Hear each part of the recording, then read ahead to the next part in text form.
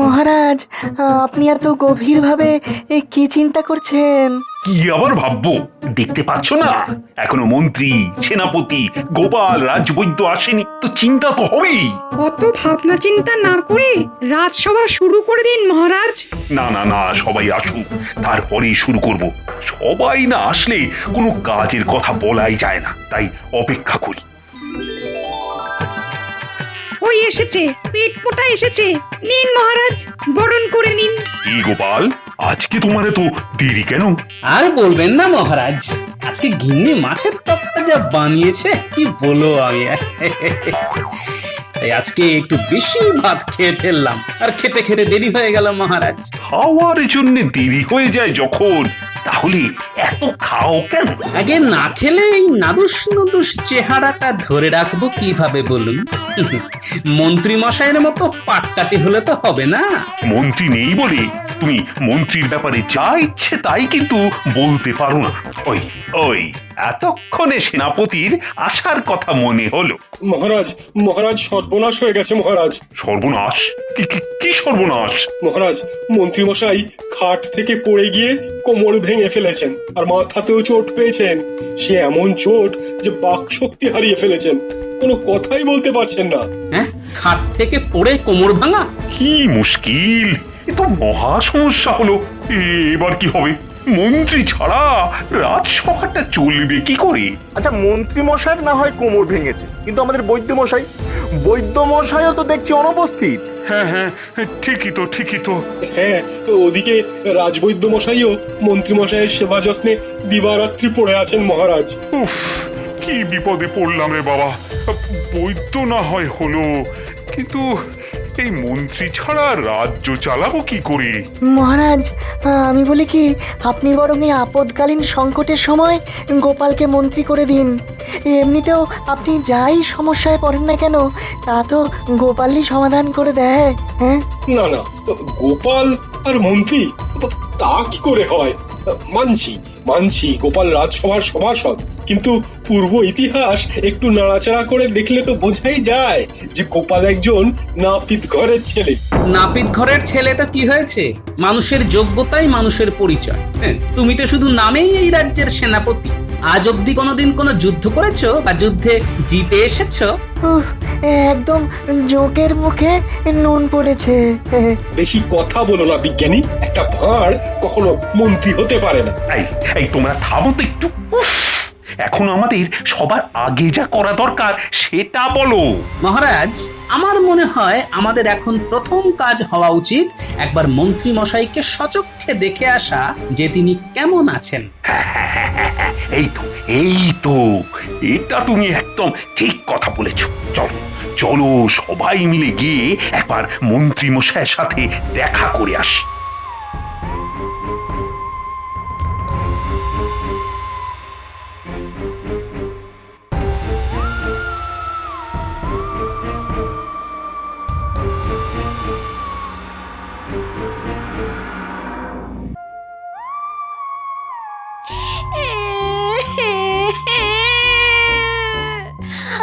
গো, তোমার কি হলো গো? তুমি কথা বলছো না কেন গো? ও গো,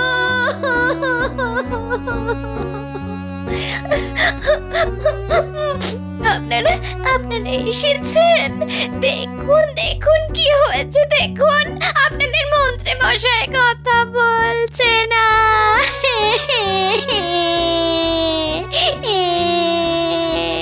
কি মন্ত্রী মশাই, কিছু তো বলুন। দেখলেন তো মহারাজ, আপনি দেখুন এবার আমি কি করব। কি, এই তো দেখছি মন্ত্রী মশাই বোয়াল মাছের মতন শুধু মাঝে মাঝে মুখ খুলছেন আর বন্ধ করছেন। এই ফাজলামি বন্ধ করো গোপাল, এই সমস্যার সময় তুমি মস্করা করছো। আচ্ছা বোমা, রাজবৈদ্যকে তো দেখছি না, তা উনি কোথায়? রাজবৈদ্য মশাই একটু দুপুরের খাবার খেতে নিজের বাড়িতে গেছেন। অনেক চেষ্টা করেছেন, কি যে হবে কে জানে। বলছিলেন সেরে উঠতে মাসখানেক তো সময় লাগবে। হ্যাঁ হ্যাঁ, তা তো বটেই। ঠিক আছে ঠিক আছে, তুমি কোনো চিন্তা করো না বৌমা। আমি তোমায় আশ্বাস দিচ্ছি যে যতদিন না মন্ত্রী পুরোপুরি ঠিক হচ্ছে ততদিন রাজবৈদ্যই রাজসভায় না এসে এইখানে মন্ত্রীর চিকিৎসারত থাকবেন। ধন্যবাদ মহারাজ। ও মন্ত্রীমশাই, মন্ত্রীমশাই, আপনার কি হলো মন্ত্রীমশাই? এভাবে আপনারা কাঁদবেন না, তাতে উনি আরো ভেঙে পড়বেন। হ্যাঁ হ্যাঁ, ঠিক বলেছ বৌমা। আমাদের ভালো কথা ভাবতে হবে। এটা অবস্থা দেখছি, তাতে তো যদি সেরেও ওঠে তাতেও তো কয়েক মাস। কিন্তু এই এতগুলো দিন আমি কাকে মন্ত্রী করব? মহারাজ, মন্ত্রীমশাইয়ের যদি আপত্তি না থাকে তাহলে একবার জিজ্ঞেস করো না গোপালকে মন্ত্রী করবেন কিনা। হ্যাঁ, উনি উনি বোঝাতে চাইছেন না না, একদম না। এই দেখো তো মন্ত্রী বোধ হয় ইশারায় কিছু একটা বোঝাতে চাইছে। এই, কি চাইছে কি মন্ত্রী? উনি একটা কাগজ আর কলম দোয়াত আনতে বলছেন, আমি নিয়ে আসছি। এই তো, এই যে, হ্যাঁ, লিখুন লিখুন। কি লিখেছে দেখি। মহারাজ, ওই পেট মোটা গোপালকে ভুল করেও মন্ত্রী হতে দেবেন না, তাহলে রাজ্যের অনিষ্ট হয়ে যাবে। যদি এই কদিনের জন্য কাউকে মন্ত্রী করতেই হয় তাহলে কৃষ্ণনগরের বিচক্ষণ বুদ্ধিমান ব্যক্তি ভগবানকে মন্ত্রী করুন, যে যথেষ্ট বেশি মাথায় বুদ্ধি রাখে। না না, গোপালের থেকে আর বেশি বুদ্ধিমান কে হতে পারে? দেখুন, আমার বিন্দুমাত্র লোভ নেই ওই মন্ত্রিত্ব পদের জন্য। তবে মহারাজের কাছে আমার একটাই অনুরোধ, এমন লোককে আপনি মন্ত্রী হিসেবে আনুন যাতে তার দেওয়া মন্ত্রণা যেন যন্ত্রণা না হয়ে যায়। ঠিক আছে, মন্ত্রী যখন নিজেই বলেছে ভগবানকে এই আপৎকালীন মন্ত্রী করার জন্য, তখন তাকেই করা হবে। কি বলো সভাসদগণ? ঠিক আছে সেনাপতি, তোমার উপরই তাহলে দায়িত্ব থাকলো। তুমি ভগবানকে আজকে বিকেলে আমার সাথে দেখা করতে বলো, আমি ওকে সব বুঝিয়ে দেব। আচ্ছা মহারাজ। বৌমা, তুমি তাহলে মন্ত্রীর খেয়াল রাখো, আর সঙ্গে তো বৈদ্য রইলই।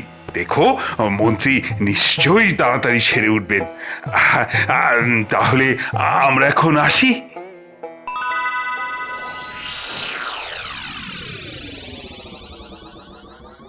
উল্টোপাল্টা লোকের হাতে রাজ্যের দায়িত্ব দেওয়া তো মহারাজ খুব তাড়াতাড়ি বুঝতে পারবেন। আরে বাবা, আমি না হই একটা ভালো লোককে তো মন্ত্রী করাই যেত। কি হয়েছে বলো তো? তুমি তখন থেকে এদিক ওদিক করছো। চিন্তায় গিন্নি, চিন্তায়। রাজ্যের কত বড় সর্বনাশ যে হতে চলেছে কে জানে। কে না কে ভগবান, হবে কিনা মন্ত্রী। এতে তোমার তো রাগারাগির কি আছে? রাগ হওয়াটাই তো খুব স্বাভাবিক গিন্নি, কারণ বিপদে পড়লে মহারাজ ঠিক সেই আমার ধুতির কাছা ধরেই টানবে। ঠিক আছে, সে যখন যা হবে দেখা যাবে। এখন তুমি চুপচাপ খেতে বসো তো দেখি, আমি খাবার বাড়ছি। বসো।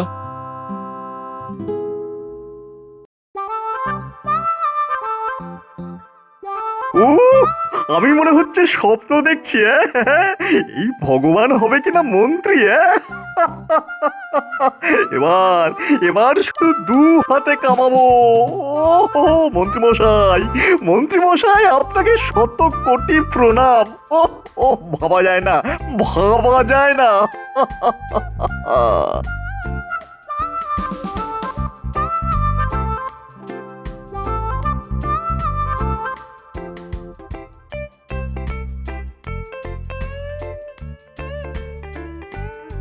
মহারাজ, ভগবান আপনার সাথে দেখা করতে এসেছে। ওহ, চলে এসেছে? তাহলে পাঠিয়ে দাও। আপনি আমাকে ডেকেছিলেন মহারাজ? হ্যাঁ ভগবান, শোনো, আমাদের রাজসভার মন্ত্রী এখন ভীষণ অসুস্থ, তাই তোমাকে ওর অবর্তমানে ওর পদ সামলাতে হবে। এ তো আমার পরম সৌভাগ্য মহারাজ। কাল তাহলে সকাল সকাল রাজসভায় চলে এসো।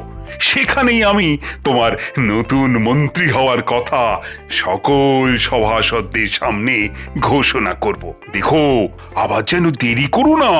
যথাজ্ঞা মহারাজ। তাহলে আমার প্রিয় সভাসদেরা, কি এবার তোমরা তোমাদের নতুন মন্ত্রীকে পেয়ে খুশি তো? খুশি মহারাজ, খুব খুশি। হ্যাঁ মহারাজ, বেশ খুশি। মহারাজ, আপনি আমাদের রাজ্যের প্রধান, আপনার সকল সিদ্ধান্তেই আমি খুশি। মহারাজ, আমার মনে হয় আপনার একটু ভেবে দেখা দরকার ছিল।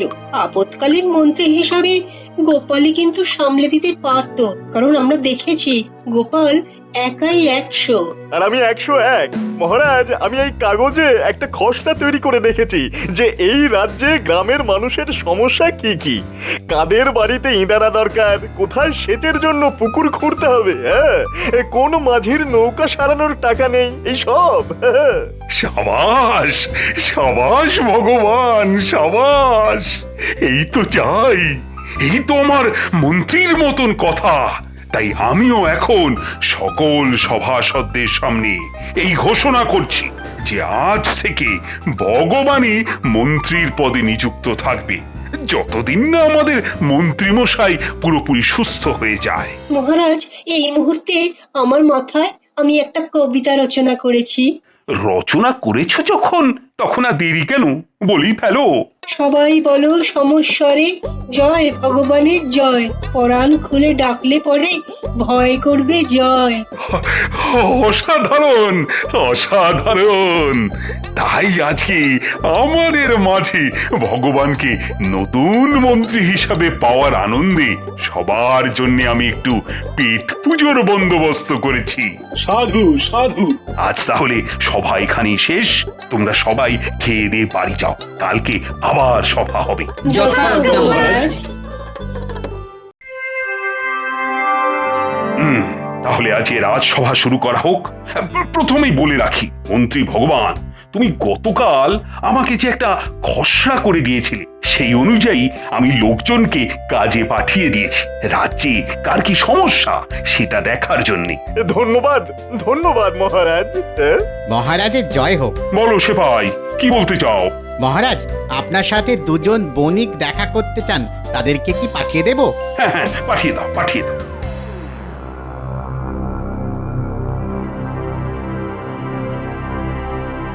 মহারাজ, আমার নাম মধু, আর এই যে দেখছেন এ হচ্ছে আমার প্রাক্তন বন্ধু, বর্তমান শত্রু যদু। আমি যদুর কাছে 1 কলসি স্বর্ণ মুদ্রা রেখে তীর্থ ভ্রমণে গিয়েছিলাম। ভ্রমণ শেষে কলসি ফেরত চাইতে আমাকে আমার কলসি ফেরত দেয়, কিন্তু তার মধ্যে স্বর্ণ মুদ্রা ছিল না মহারাজ। প্রতারণা, ঘোর প্রতারণা। গোপাল, আগে পুরো ঘটনাটা শুনতে দাও, তারপরে না হয় কথা বলো। মহারাজ, আমি মানছি আমার বন্ধুবর আমাকে তীর্থে যাওয়ার আগে একটা কলসি রাখতে দিয়েছিল, কিন্তু বিশ্বাস করুন তাতে কোনো স্বর্ণ মুদ্রা ছিল না মহারাজ। না মহারাজ, স্বর্ণ মুদ্রাই ছিল। শুনুন মহারাজ, সেদিনকে আমার বন্ধু আমার কাছে এসে 1 কলসি জলপাই রেখে গিয়েছিল আর বলেছিল যে যত্নে জলপাইগুলি রাখতে। আমি যত্নেই রেখেছি। তারপর সে তীর্থ ভ্রমণে চলে গেল। যাওয়ার আগে বলেছিল যে কয়েকদিনের মধ্যেই সে চলে আসবে, কিন্তু সে 1 বছর পর ফিরে আসে। ফিরে আসার সাথে সাথে তার জলপাই ভর্তি কলসি তাকে দিয়ে দিই। জিজ্ঞাসা করুন মহারাজ আমি দিয়েছি কিনা। এই মধু তোমাকে 1 কলসি জলপাই ফেরত দেয়নি? তাহলে তো তুমি স্বীকার করছো যে ও তোমার জলপাই ভর্তি কলসি ফেরত দিয়েছে, হ্যাঁ? তবে তুমি কেন বলছো যে 1 কলসি স্বর্ণ মুদ্রা ছিল? মহারাজ, অনেক দিন ধরে যদু আমার সাথে একত্রে ব্যবসা করার কথা বলছিল। আমি তাই একটা পরীক্ষা করছিলাম যে বন্ধুর প্রতি বিশ্বাস করতে পারবো কিনা, কারণ ব্যবসার মূল কথাই হলো বিশ্বাস। তাই আমি কলসির ভেতরে স্বর্ণ মুদ্রা রেখে ওপরে কিছু জলপাই রেখে দিই, আর ওকেও বলে যাই যে জলপাই রেখে গেলাম। তারপর আমি তীর্থে তীর্থে ঘুরতে থাকি। বছর ঘুরে যায় ঘরে আসতে। এসেই আমি যদুর কাছে আমার কলসি ভর্তি স্বর্ণ মুদ্রা চাই।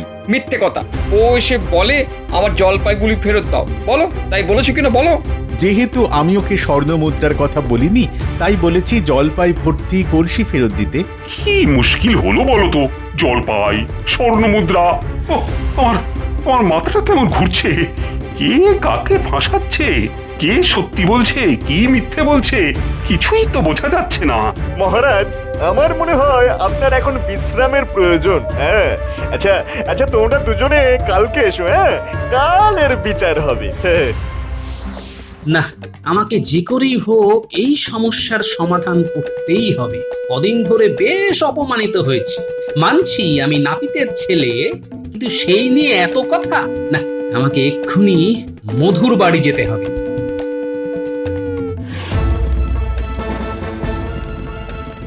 এ কি গোপাল দাদা, তুমি আমার বাড়িতে?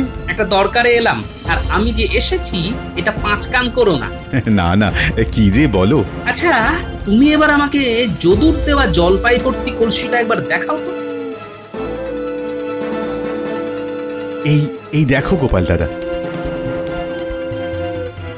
বাহ, সবুজ সতেজ জলপাই ভর্তি কলসি। ঠিক আছে ঠিক আছে মধু, সত্যের জয় হবে। শুধু জলপাই সহ কলসিটা কাল নিয়ে এসে লুকিয়ে রেখো। আমি দেখতে চাইলে তবেই দেখাবে। আচ্ছা গোপাল দাদা। এবার আমাকে একবার যদুর বাড়িতে যেতে হবে, তাহলেই পুরো ব্যাপারটা একেবারে মগজাগত হয়ে যাবে।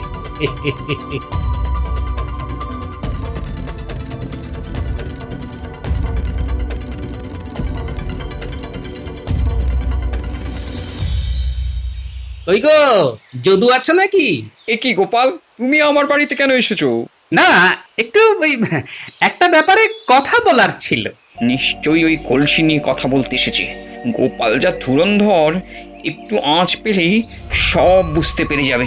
না না না না না, আমি কোনো ব্যাপারে তোমার সাথে কথা বলতে চাই না। যা বলার শুধু মহারাজ আর মন্ত্রীমশাইকে বলবো।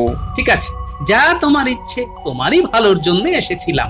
না না, যেচে উপকার করতে হবে না, তুমি আসতে পারো।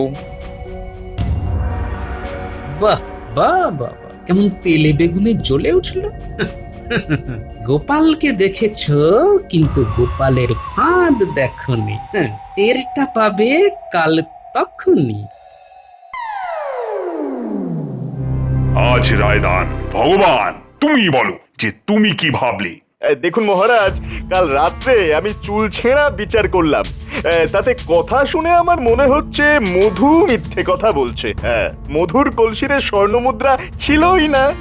এই পুরোটাই ধাপ্পাবাজি করে বেশ কিছু স্বর্ণমুদ্রা হাসিল করার চাল মাত্র। হ্যাঁ, সাধু সাধু। না মহারাজ, আমি সত্যি সত্যি মিথ্যে আমি শুনতে চাই না। তোমার কাছে কি কোনো লিখিত প্রমাণ আছে? তা নেই। বন্ধুর বিশ্বাসের পরীক্ষা নিতে গিয়ে আমার এমন শাস্তি হবে আমি কল্পনাও করতে পারছি না। শোনো, ভগবানের কথা আমার যথার্থ মনে হয়েছে। মহারাজ, আমাকে যদি একটা সুযোগ দেন, তাহলে আমি প্রমাণ করে দেব যে মিথ্যা বলছে যদু। হ্যাঁ, সে কি? খাতা কলম ছাড়া তুমি কিভাবে প্রমাণ করবে গোপাল? তাহলে শুধু দেখে যান। ভাই মধু, তুমি সেই জলপাই ভর্তি কলসিটা কি এনেছো? হ্যাঁ গোপাল দাদা, এনেছি।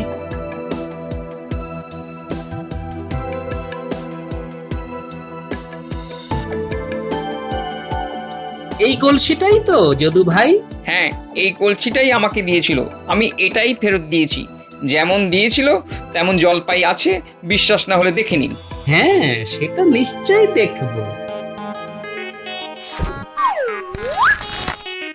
যদু এই সতেজ তাজা জলপাইগুলোই তোমার কাছে রাখতে দিয়েছিল, তাই তো? হ্যাঁ, এইগুলোই। দেখুন মহারাজ, এখানেই প্রমাণ হয়ে যায় কে মিথ্যে কথা বলছে। মহারাজ, জলপাই কি 1 বছর ধরে এইরকম সবুজ আর সতেজ থাকে, না কালের নিয়মে তাতে পচন ধরে? হ্যাঁ, পচন ধরে? তাহলে মধু যদি 1 বছর আগে টাটকা জলপাই দিয়ে থাকে, তাহলে 1 বছর পরে সেই জলপাই টাটকা থাকলো কি করে? সাবাস গোপাল, সাবাস। তাহলে তাহলে দোষী কে? খুব স্বাভাবিক, যদুই দোষী। ওর কাছে মধু নিশ্চিতভাবে স্বর্ণমুদ্রা রেখেছিল, কিন্তু লোভী যদু সেই কলসি খুলে দেখে ওতে স্বর্ণমুদ্রা আছে। তারপর সব স্বর্ণমুদ্রা নিজে সরিয়ে নেয়, আর মধু আসলে ওকে টাটকা 1 কলসি জলপাই ফেরত দেয়, কারণ ভেবেছিল কোনো প্রমাণ নেই, কিন্তু কথার আর বুদ্ধির প্যাঁচে যে যদু এভাবে ফেসে যাবে সেটা কল্পনাও করতে পারেনি। তাই ওকে কারাগারে নিক্ষেপ করুন মহারাজ। হ্যাঁ, ভুল হয়ে গেছে মহারাজ। আমি লোভের বশে আমি আর প্রতারণা করব না। আমি সব ফেরত দিয়ে দেবো, সব ফেরত দিয়ে দেবো মহারাজ। আমাকে ক্ষমা করে দিন, আমাকে ক্ষমা করে দিন মহারাজ। আমি সব ফেরত দিয়ে দেবো। ফেরত তো তোমাকে দিতেই হবে, কিন্তু অপরাধ করার শাস্তিও পেতে হবে। সত্যি গোপাল, তুমি আবার প্রমাণ করে দিলে তোমার বুদ্ধির কাছে সবাই ছাপোষা। মহারাজ, আমি মূর্খ, আমি ভাঁড়, আমি জনগণকে হাসাই, কিন্তু আমার যোগ্যতা নিয়ে বিগত কয়েকদিন ধরে অনেক প্রশ্ন উঠেছিল। তাই সেটা প্রমাণ করার দরকার ছিল, আর আমি সেটা প্রমাণ করেছি। তাই আমি আর যাই। যদি সম্মান দিতে পারেন তবে আবার ফিরে আসবো। আর চলি। আরে আরে, যাচ্ছ কোথায়? তোমার মতো রত্ন থাকতে আমার যে কোনো চিন্তাই নেই। গোপাল, ও গোপাল, আমি যদি তোমাকে কোনো কটু কথা বলে থাকি তার জন্য আমি সত্যিই দুঃখিত। তাই এই নাও গোপাল, তোমার উপহার।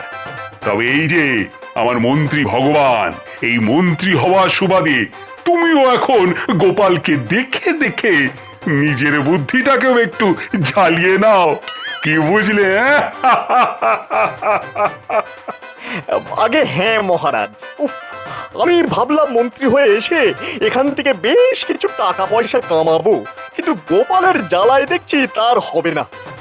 ঠিক আছে ঠিক আছে গোপাল, এই দানটা না হয় তুমি জিতলে, কিন্তু পরেরটা যে আমি জিতবো। তাই সবাই বলো, জয় গোপালের জয়, জয় গোপালের জয়।